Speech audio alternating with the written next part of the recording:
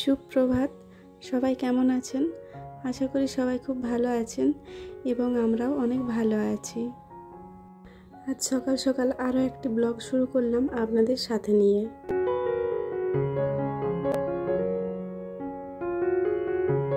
এখন ঘড়ির কাঁটায় সময় হয়েছে ওই সকাল 6:30। আজ একটু তাড়াতাড়ি উঠেছি, তাড়াতাড়ি বলতে ওই 6:45টার সময় উঠেছি। তারপর ঘরের বাসি কাজ সারলাম আর এখন এই গাছগুলো জল দিয়ে নিচ্ছি। আজ শুক্রবার, ওর বাবা আজকে ডিউটিতে জয়েন করবে আর তোজোরও আজকে এক্সাম আছে, তাই একটু কাজের প্রেশার আছে। তোজো ঘুম থেকে উঠে গেছে আর এখন ওকে দিয়ে দিচ্ছি সকালবেলায় ওই দুধ আর পাউরুটি। এখন দুধ পাউরুটি খাক, তারপর 10টার সময় ভাত খেয়ে স্কুলে যাবে। দুধ আর পাউরুটির কম্বিনেশনটা ও কিন্তু একদম পছন্দ করে না। এটা যদি চা হতো তাহলে কিন্তু খুশি মনেই খেয়ে নিত।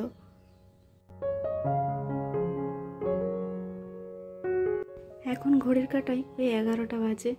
সকালের সমস্ত কাজ কমপ্লিট হয়ে গেছে, রান্নাবান্নাটাও হয়ে গেছে আর তোজোকে ওর বাবা স্কুলে দিয়ে এসেছে। আমি আজকে আর যাইনি, ওর বাবাকেই পাঠালাম। আজকে আরও অনেক কাজ বাকি আছে, সেই কাজগুলোই করব। আর কালকে এনেছিলাম মাসকাবারি জিনিস, তাই এইগুলো আগে ঢেলে নিচ্ছি, নইলে একটা ব্যাগ আবার জড়ো হয়ে থাকে। শুধু ব্যাগ নয়, তার সাথে আবার কিছুটা জায়গাও জড়ো হয়ে থাকে, তাই এগুলো সব এখন কন্টেনারে ঢেলে নিচ্ছি। কালকে আবার কয়েকটা জিনিস, মানে যেখান থেকে আমরা জিনিস নিই কনজিউমার থেকে, সেই কনজিউমারে না সেই 1 কেজি 500-র নিচে কোনো জিনিস পাওয়া যায় না, তাই চা পাতাটা ওখান থেকে আনা হয়নি। চা পাতাটা আনতে ভুলে গেছি, ওটা আবার আজকে নিয়ে আসতে হবে। আর এই ছোটো কন্টেনারটায় অল্প সুজি ছিল, তাই সুজিটা বাটিতে ঢেলে নিলাম। আর চিনি তো আমরা বেশি খাই না, চিনি আমাদের বাঁকুড়াতে কেনা হয় না বললেই চলে, ওই গেস্টদের জন্য চিনি আর কি। মানে ওই চিনি শরবত যখন বানাই তখন চিনি, অথবা কেউ এলে তখন ওই চায়ের জন্য অল্প করে চিনি আনি। তাই ওই চিনিটা অল্প ছিল ওই বড় ডাব্বাটাতে, তাই বড় ডাব্বার থেকে ছোটো ডাব্বাটায় চিনিটা ট্রান্সফার করে নিলাম। আর ছোটো ডাব্বার যে সুজিটা ছিল সেই সুজিটা এই বড় ডাব্বাতে ঢেলে নিলাম। আর আরও সুজি এনেছিলাম, সেটাও এই কন্টেনারটায় ঢেলে নিলাম।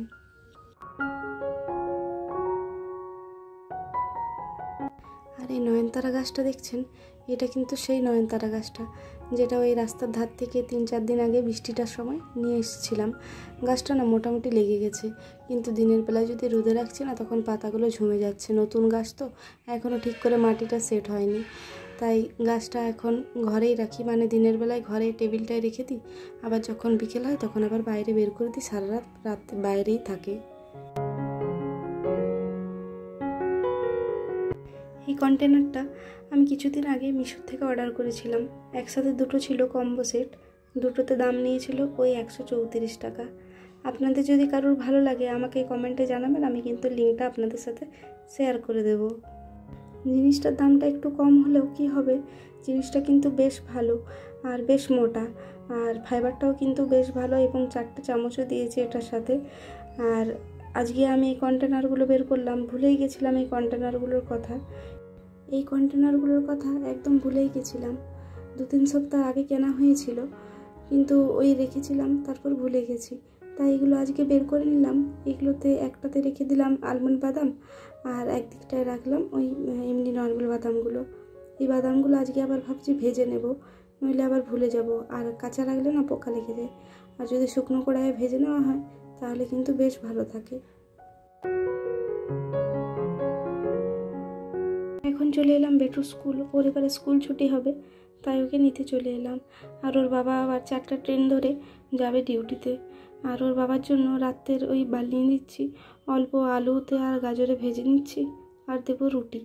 ও মানে সবজি দিতে চাইছিলাম, কিন্তু এতটাই গরম পড়েছে, ভাবছি যে সবজিটা এতক্ষণ বাইরে থাকলে খারাপ হয়ে যায় পাছে, তাই একটু শুকনো করে ওই আলু আর গাজর একসাথে ভেজে দিচ্ছি। এটা ওর বাবা খেতেও ভালোবাসে, আর ও বললো আজকে আপাতত এটাই দাও, কারণ যা গরম পড়েছে সবজি হয়তো ভালো থাকবে না।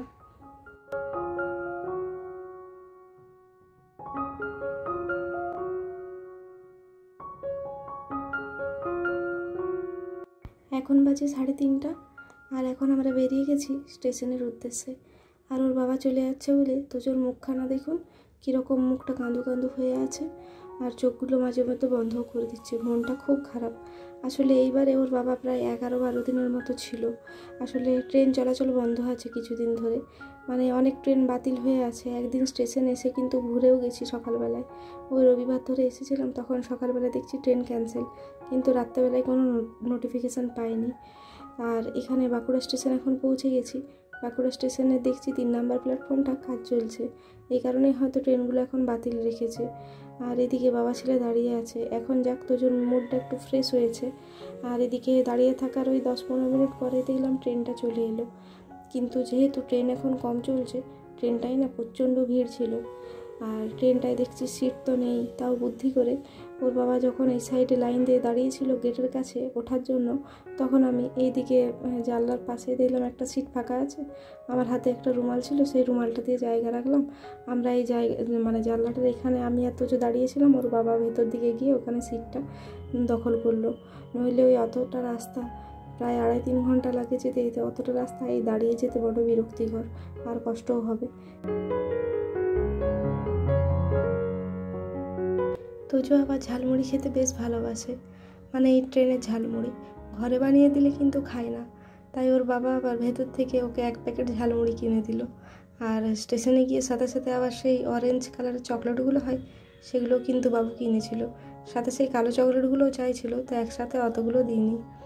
আর ওর বাবার ট্রেনটা ওইদিকে ছেড়ে দিল, আমরা এইদিকে চলে আসছি এখন। 3 নম্বর প্ল্যাটফর্মের পরেই আমার স্কুটিটা ওখানে দাঁড় করানো আছে, তাই এদিকে আমরা এখন চলে এলাম। আর তোজো আবার স্টেশন গেলে না এই লিফটে চাপতে খোঁজে বেশি। এখন আবার লিফটের সুইচগুলো শিখেও গেছে, কোনটা টিপলে উপর দিকে যাবে আর কোনটা টিপলে নিচের দিকে আসবে। মানে মোটামুটি এখন কিন্তু বেশ শিখে গেছে। ছেলেটা না ভীষণ দুষ্টু, যেখানেই সিসিটিভি ক্যামেরা দেখে না সেখানেই কিন্তু মুখকে একটু বাঁকিয়ে দেয় বা একটু নাচ করে দেয়। এটিএম গেলেও কিন্তু এরকম করে। আজকে অবশ্য সেই ভিডিওটা শ্যুট করা হয়নি।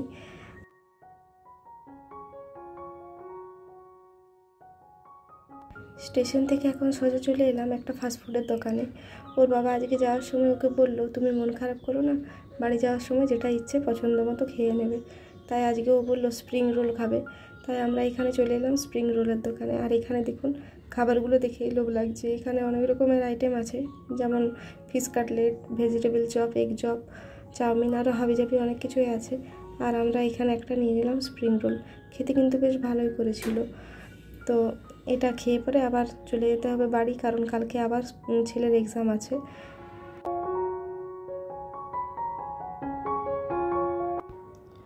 ওখানে রোলটা খেয়ে পরে আমরা চলে এলাম। যদিও তোজো খেলো, আমি একটু টেস্ট করেছিলাম যে কেমন বানিয়েছে। তো আমার অতটা ভালো লাগে না ফাস্টফুড খাবার। ভালো লাগে না কি, ভালো লাগে, কিন্তু খেতে ভয় হয়। মনে হয় এত কষ্ট করে ওজনটা অনেকটা কমিয়েছি, আবার বেড়ে যাবে। সেই কারণে মানে কখনো খাই কখনো খাই না, ভেবেচিন্তে খাই আর কি। তো এখন বাড়ি ফিরে এসেছি। আর বাড়ি ফিরে এসে আগে দেখলাম কলসিটাতে জলটা একদম শেষ হয়ে গেছে, তাই কলসির জলটা আগে ভরে নিই। আর কলসিটার গায়ে আগে ভিজে কাপড়টা পেঁচিয়ে নিলাম। ভিজে কাপড়টা দিয়ে রাখলে না জলটা বেশ ঠান্ডা হয়। আর এই বোতলের ঢাকাটা খুলতে না আমার বেশ কষ্ট হয়, তাই হাতের কাছে কিছু না পেয়ে একটা স্ক্রুড্রাইভার ছিল, সেটা দিয়ে খুললাম। আর এই জলটা প্রায় 15 লিটার থাকে, বলে তো 15 লিটার থাকে, আমরা কখনো মেপে দেখিনি, কিন্তু মানে এতটাই ভারী থাকে এটা এই কলসিতে ঢালতে আমার বেশ কষ্ট হয়। তবুও উপায় নেই, একা থাকি, করতেই হবে। আর ছেলে এত ছোট, ও কিন্তু পারবে না। ওর বাবা থাকলে অবশ্য ও করে দেয়। তো ওদিকে জলটা ভরে সোজা চলে এলাম রান্নাঘরে।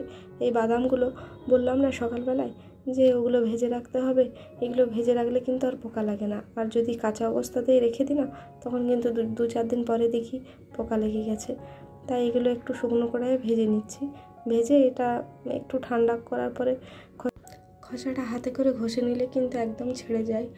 আবার কখনো কখনো দেখেছি ওই কুলোতে করে মানে হাওয়া দিয়ে দিলে কিন্তু সব খসাগুলো উড়ে চলে যায়।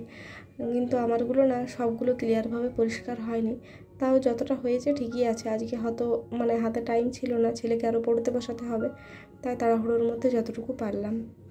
এগুলো এখন ছাড়ানো হয়ে গেছে, এগুলো এখন এই কন্টেনারে ভরে নিচ্ছি। তো চলুন আজকের মতো আমি এখানেই শেষ করছি ব্লগটা। কালকে আবার দেখা হবে নতুন একটা ব্লগ নিয়ে। ততক্ষণ সবাই ভালো থাকবেন, সুস্থ থাকবেন, এবং যদি আমার চ্যানেলটা ভালো লেগে থাকে তাহলে চ্যানেলটা সাবস্ক্রাইব করে অতি অবশ্যই পাশে থাকবেন। বাই।